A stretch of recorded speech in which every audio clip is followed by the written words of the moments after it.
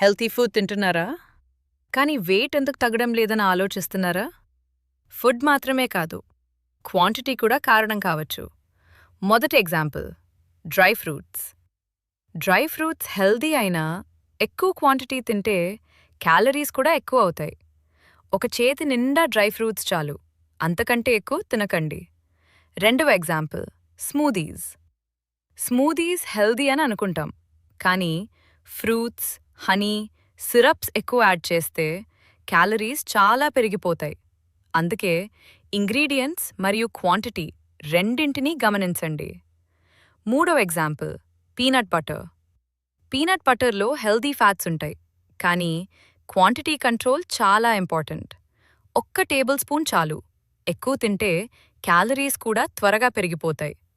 ఒక్క విషయం గుర్తుపెట్టుకోండి, హెల్దీ ఫుడ్ అయినా పోర్షన్ కంట్రోల్ చాలా ఇంపార్టెంట్.